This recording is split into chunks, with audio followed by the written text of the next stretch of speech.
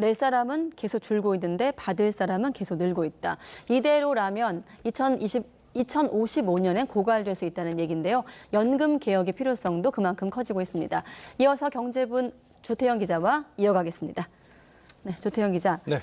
국민연금 재정 추계 결과 이게 5년마다 한 번씩 하는 건데 그 시점이 앞당겨졌네요. 2년 정도?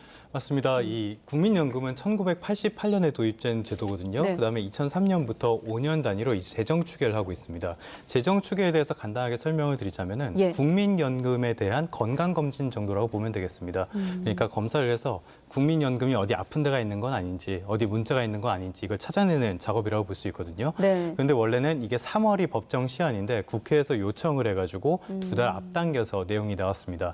그럼 이제 내용이 중요할 텐데 지금 나오고 있죠. 원래 4차 추계 때 수지 적자가 2042년 그리고 기금 소진이 2057년 이렇게 나왔는데요. 모두가 예상했던 것 같이 그 기간이 더 앞당겨졌습니다. 그래서 지금 보면은 앞으로 한 20년 정도는 연금 지출보다는 수입이 많은 상황이 이어지다가 네. 2041년부터는 이게 반대로 바뀌어서 적자가 되기 시작해요. 그래프로 따지면 꺾인다는 맞습니다. 얘기죠. 예. 그런데 이렇게 계속 적자가 나기 시작하면 언젠가 고갈이 되겠죠. 네. 그 시점이 2055년이 됐습니다. 네. 그러니까 기금이 고갈되는 시점은 2년 앞당겨졌고요. 적자 시점은 1년 앞당겨졌습니다. 그렇기 때문에 지금 어떻게건 개혁이 시급한 상황이라고 볼 수 있겠습니다. 일전에 계산했던 것보다 그 소진 시점이 앞당겨진 거는 그 기간 동안 어떤 다른 변화가 있었던 겁니까? 맞습니다. 먼저 국민연금에 대해서 조금 설명을 하자면은요. 네. 이거는 기본적으로는 사회보장제도에 가깝습니다. 예. 그러면 사회보장제도는 뭐냐? 기본적으로는 여유가 있는 사람들이 돈을 더 내서 여유가 없는 사람들을 도와주는 어떤 연대 개념이라고 볼 수 있죠. 예. 그렇다면은 이 국민연금에서 약자는 바로 일하지 않는 고령층들이 될 것이고요. 이 도와줘야 되는 사람들은 일을 하고 있는 직장인들 그리고 자영업자들이 될 겁니다.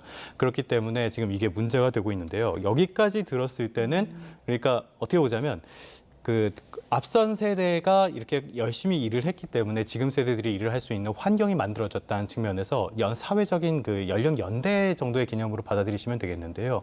이렇게 말씀드리면은 이 지금 문제가 생긴 이유를 어느 정도 알 수 있으실 것 같습니다. 네. 가장 먼저 이게 제일 큰 문제인데요. 고령화와 출산율 이 두 가지가 가장 큰 문제입니다. 예. 무슨 얘기냐면은 지금 계속 일할 사람은 줄어들고 있고 다시 말하자면 연금을 낼 사람은 줄어들고 있고요. 일을 하지 않는 고령층들은 늘어나고 있습니다. 이건 다시 말하자면은 연금을 받을 사람들은 늘어나고 있다는 뜻이죠. 그러면은 받을 사람은 늘었는데 낼 사람이 줄어들었다면 낼 사람 한 명이 부담할 금액은 더 커지는 게 됩니다. 그렇죠. 이게 가장 큰 문제예요. 지금 인구가 얼마나 줄어들고 있냐? 지난해 11월 통계를 보면은 출생아 수가 2만 명이 안 되고요. 사망자 수가 3만 명이 넘었습니다. 그러면은 자연적으로 인구가 1만 명이 넘게 감소했다는 뜻입니다. 세계에서 가장 빠른 고령화 추세를 보여주고 있습니다. 예. 그리고 또 이런 문제도 있습니다.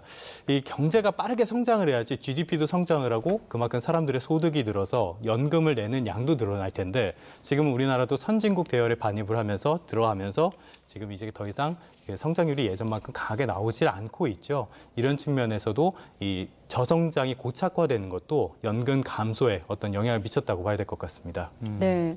지금 방금 말씀하셨는데 많은 사람들이 문제점으로 보는 게 보험료율은 너무 낮은데 주는 돈은 많다는 것 아니겠습니까? 맞습니다. 왜 예. 이런 평가가 나오는지까지 설명해 주시죠. 자, 지금 국민연금 보험료율 얼마인 줄 아세요?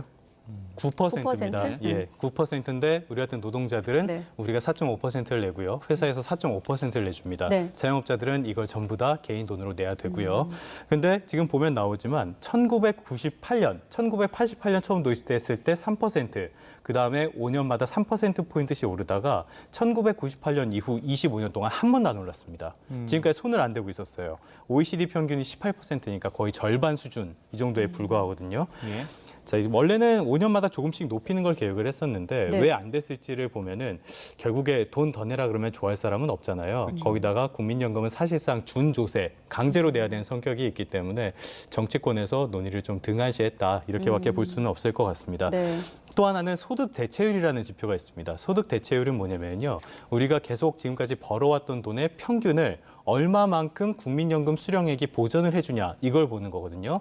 그러니까 지금 40%라 그러면은 제가 평생 벌어왔던 평균이 100만 원이라고 했을 때 국민연금에서 40%를 준다 이런 뜻입니다. 그런데 이것도 계속 손을 놓고 있는 상황입니다. 초반에는 70%대였어요. 지금 나오고 있지만 왜냐하면은 도입 초기이기 때문에 이 제도가 안착을 하려면은 덜 내고 더 주는 방법을 도입할 수밖에 없었거든요. 그러면 차츰차츰 이걸 줄여 나갔어야 됐는데 노무현 정부 때인 2007년에 한번 40%로 낮춘 다음에 지금까지 손을 제대로 안 대고 있습니다. 예. 자 그러면은 20년, 10년 이렇게 넘게 오랫동안 손을 대지 않고 있다 보니까 막대한 비용이 발생하게 된 거예요. 지금 난방비 문제에서도 나온 것처럼 예전에 돈을 써야 될 것들을 안 쓰고 있었으면 이게 없어지는 게 아니라 더 큰 문제로 우리한테 다가올 수밖에 없잖아요. 그렇기 때문에 이런 비용이 더 커지게 됐다라고 볼 수 있습니다. 그러면 얼마나 커졌냐? 나중에 조금 더 자세하게 설명을 드릴 텐데요. 2055년에 기금이 고갈이 되면은 지금의 적립식에서 지금 부가식으로 바뀔 가능성이 있습니다. 네. 이렇게 됐을 때 보험료율이 얼마나 되냐? 26%가 넘게 나올 걸로 지금은 추산이 지금이 되고 있고요. 9%인데. 예, 그렇습니다. 그리고 지금 나오고 있는 거는 필요 보험료율입니다. 이거는 뭐냐면 다른 거는 다 그대로 두고 보험료율만 조정을 했을 때 얼마만큼 해야 되냐 이건데요. 이걸 계산을 해보니까 시나리오별로 다르긴 하지만 네. 최저 17%에서 24%라는 계산이 나왔습니다. 그러니까 지금대로 유지를 했을 때는 보험료율을 지금보다 최소 2배는 더 높여야지 예. 이 국민연금이라는 게 존속할 수 있다 이런 뜻이 됩니다. 네. 근데 또 사실 국민연금이라고 한다면 이제 국내 금융시장에서 큰 손이기도 하고 워낙 맞습니다. 예. 운용하는 기금이 크다 보니까 그런데도 여러 수익 사업을 하는데 그게 효과를 보지는 못하는 겁니까? 사실 이 부분은요, 제가 국민연금을 약간 옹호를 해야 될 것 같습니다. 말씀하신 것처럼 국민연금은 여러 가지 사업을 통해서 이 연금 적립액을 늘리는 역할을 하고 있습니다. 예. 기금운용본부라는 곳에서 하고 있거든요. 근데 보면은 뭐가 제일 중요할까요, 이쪽에서? 역시 원금 수익률이 보전? 중요하겠죠? 네. 근데 수익률이 중요한데 높은 수익률을 내려면은 높은 위험도 따라옵니다. 그래서 말씀하신 것처럼 원금을 보장하는 게 무엇보다 가장 중요합니다. 그래서 지금 99%, 99.8% 정도를 금융시장에 투자를 하고 있는데요. 이 중에서 43%가 주식이고 한 41%가 정도가 채권입니다. 이 채권 중에서도 안전하다고 볼 수 있는 국채에 투자를 많이 합니다. 네. 국채라는 거는 나라가 보증을 해주는 거잖아요. 이만큼 시간이 지나면은 요만큼의 이자를 붙여서 돌려줄게. 하기 때문에 미국 국채 같은 경우에는 아예 무위험 자산으로 분류를 할 정도로 아주 안전한 자산입니다. 예. 대신에 수익률은 아주 낮아요. 코스피에 투자하는 방식도 비슷비슷합니다. 코스피에서 어느 정도 정해진 비율이 있거든요. 국민연금이 투자할 수 있는 비율. 그러면은 주가가 낮아졌을 때 투자를 하고요. 주가가 오르게 되면은 그 비중도 커지게 되겠죠. 네. 그러면은 그만큼은 매각을 합니다. 상당히 좀 기계적으로 투자를 한다고 볼 수 있는데요. 그렇기 때문에 이게 굉장히 좀 안전적으로 운용을 한다라고 볼 수 있습니다. 네. 물론 여기에 대해서 불만이 많아요. 마이너스가 나올 때도 있고요. 코스피에서 국민연금이 차지하는 시가총액 비중이 한 10% 정도가 되는데요. 이렇게 사고 팔기를 반복하다 보니까 코스피가 위로 쭉 가지 못하는 원인 가운데 하나로도 국민연금이 지목이 되거든요. 근데 코스피는 국민연금은 증시를 부양한 역할보다는 역시 원금을 안전하게 분류하는 게 가장 중요하기 때문에 이 부분은 좀 어쩔 수 없을 것 같습니다. 네. 투자 수익률을 봐도요. 2018년, 2022년, 작년이죠. 이때는 마이너스가 났지만 그전에 2019년부터 21년까지 한 10%가량 수익이 나기도 했어요.